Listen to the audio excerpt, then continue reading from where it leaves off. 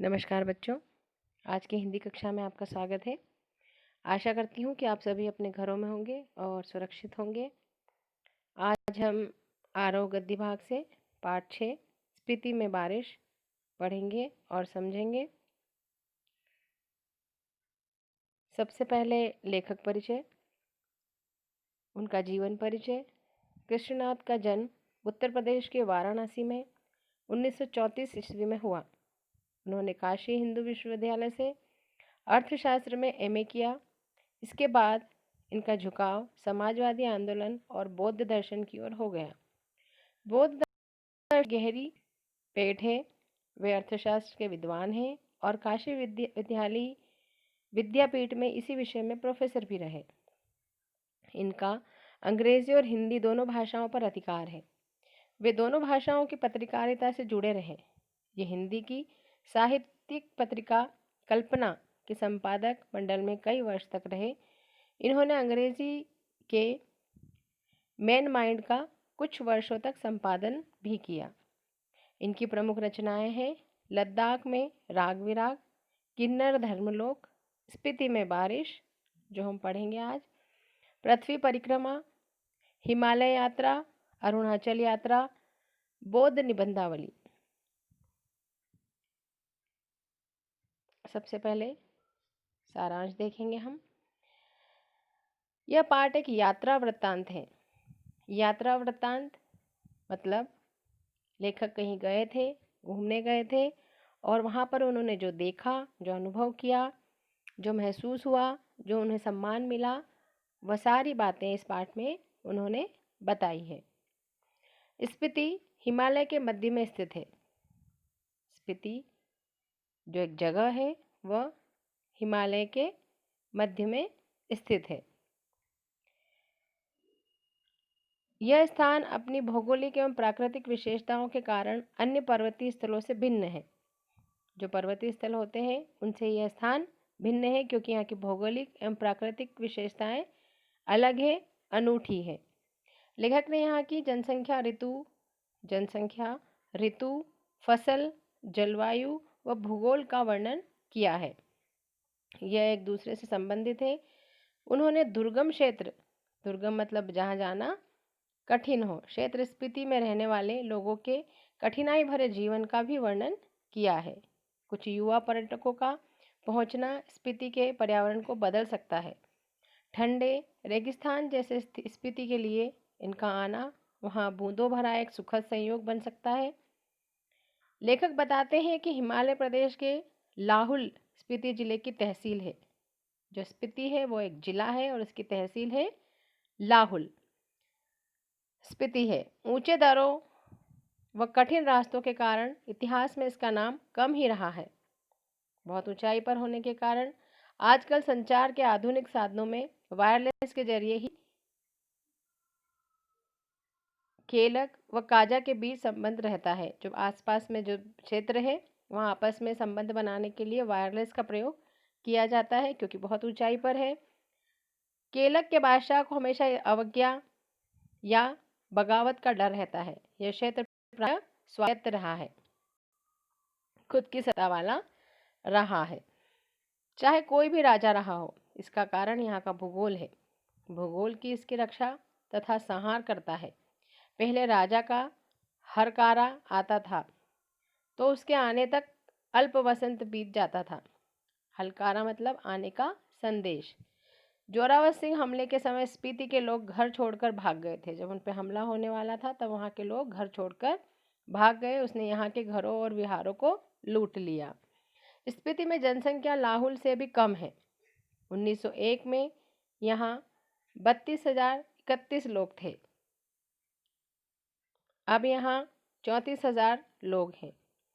लाहौल स्पीति का क्षेत्रफल 12,200 वर्ग किलोमीटर है। यहाँ जनसंख्या प्रति वर्ग मील बहुत कम है। भारत को यहाँ का प्रशासन ब्रिटिश राज से मिला। अंग्रेजों ने 1846 ईस्वी में कश्मीर के राजा गुलाब सिंह के यहाँ का प्रशासन लिया था ताकि वे पश्चिमी तिब्बत के ऊन वाले क्षेत्र में जा सके। लद्दाख मंडल के समय यहाँ का शासक शासन स्थानीय राजा नौनी द्वारा चलाया जाता था। यहाँ का स्थानीय राजा थे जिनका नाम था नोनी।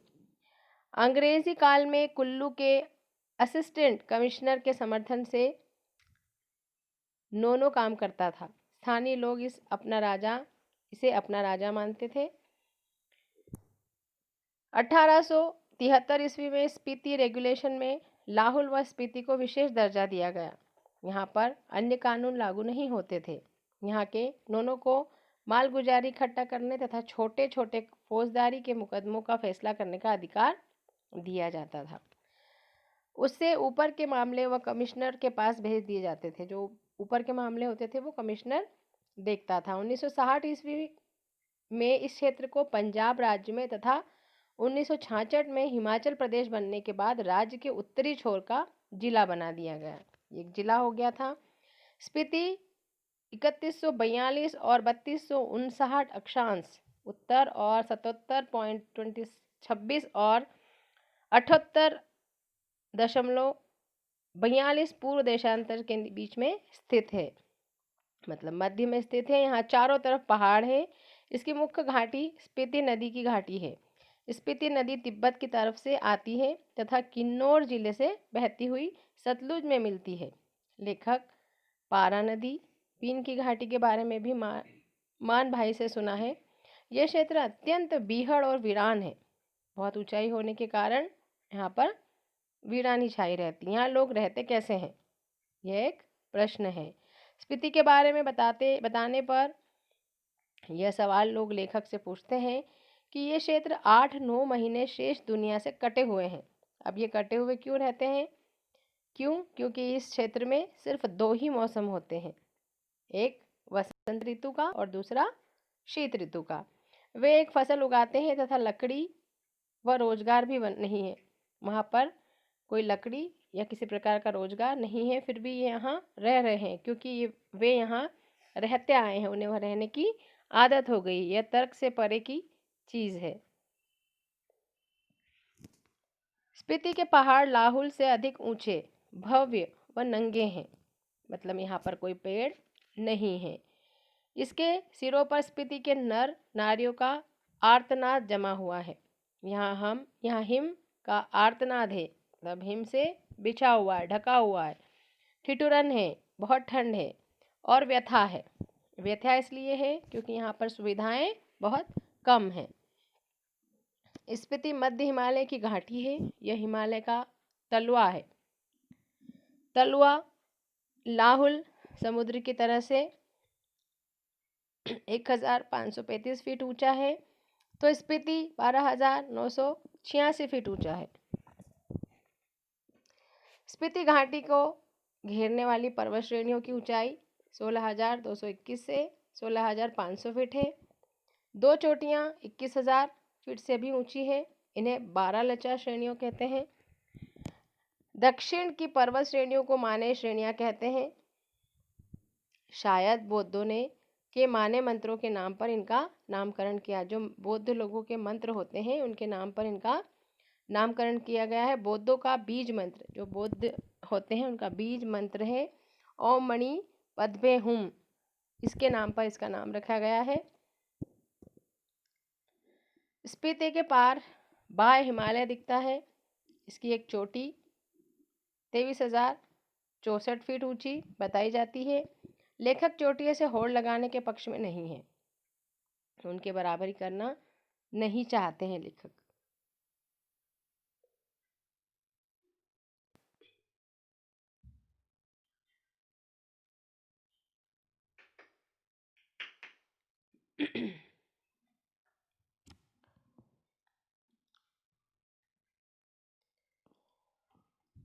इन ऊंचाइयों से होड़ लगाना मृत्यु है। अगर इसकी बराबरी करना चाहेंगे तो मृत्यु हो सकती है। कभी कभी उनका मान मर्यादा करना मर्द और औरत की शान है। लेखक चाहता है कि देश दुनिया के मैदानों व पहाड़ों से युवक युवतियां आकर अपने अहंकार को गलाकर फिर से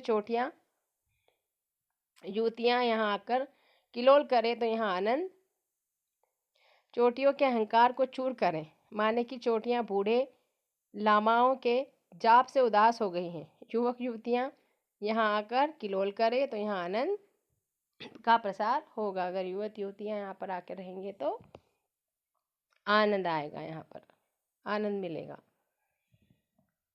स्पीति में 2 ही ऋतुएं होती है। अब जो स्थान है वहाँ पर 2 होती हैं। पहला है जून से सितंबर तक अल्पकालीन वसंत ऋतु। जून से लेकर सितंबर तक यहाँ पर सिर्फ और सिर्फ वसंत ऋतु होती है। वसंत ऋतु हमारे यहाँ भी होती है, जब बहुत सुंदर सुंदर फूल खिलते हैं, बहुत ठंडी ठंडी हवाएं चलती है और मौसम बहुत खुश मिजाज हो जाता है।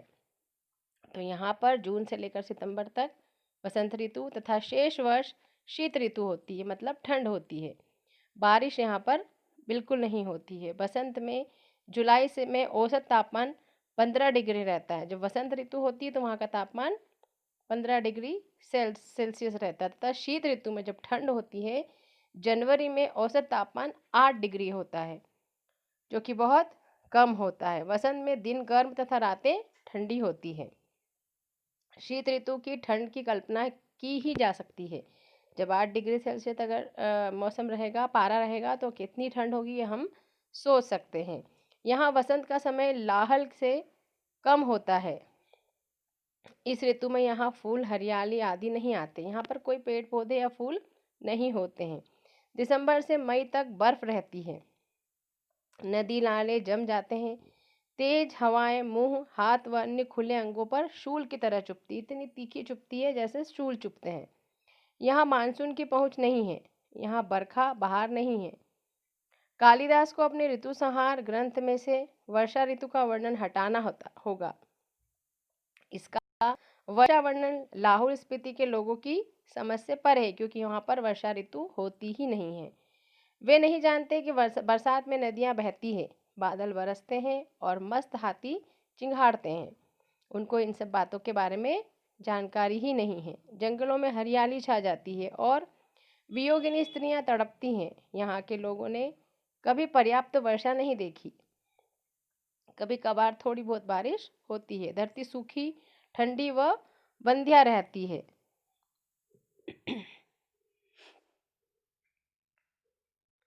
स्पीति में एक ही फसल होती है। यहाँ पर फसल भी एक ही होती है, जिनमें जौ, गेहूं, एक फसल मतलब एक साल में एक ही फसल होगी। जौ, गेहूं, मटर व सरसों प्रमुख है। इनमें भी जो मुख्य है सिंचाई के साधन पहाड़ों के बहने वाले झरने में है। स्पीति नदी का पानी काम में नहीं आता है, वो काम नहीं आने लायक नहीं है। स्पीति की भूमि पर खेती की जा सकती है, बशर्ते वहाँ पानी पहुँचाया जाए। यहाँ फल पेड़ आदि नहीं है। यहाँ पर ना कोई फल है, ना फूल के पौधे हैं, ना पेड़ है। भूगोल के कारण स्पीति नंगी व वीरान है। यहाँ पर पेड़ पौधे नहीं है और फूल भी नहीं है। वर्षा यहाँ एक घटना है। अगर वर्षा हो जाती है तो एक घटना के समान होती है, वो जो घटित होकर कब चली जाती है पता ही नहीं चलता। लेखक एक घटना का वर्णन करता है। जब लेखक वहाँ गए तो उनके साथ इसी प्रकार की एक घटना हुई, जिसका वर्णन उन्होंने इस पाठ में किया है। वह काजा के डाक बंगले में सो रहे थे। जब लेखक वहाँ गए तो वहाँ के एक डाक बंगले में सो रहे थे। आधी रात के समय उन्हें लगा कि कोई खिड़की खड़का रहा है, खिड़की को हिला रहा है।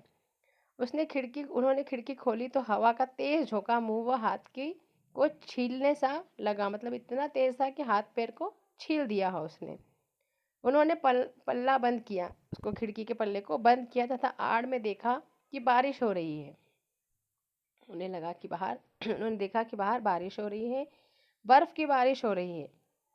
सुबह उठने पर पता चला कि लोग उनकी यात्रा को शुभ बता रहे थे। यहाँ बहुत दिनों बाद बारिश हुई। जब लेखक वहाँ गए और बारिश हुई तो वहाँ के लोगों ने लेखक को का आना शुभ बताया कि आपके आने से यहाँ पर बारिश हुई है, जो कभी होती ही नहीं है या बहुत कम होती है।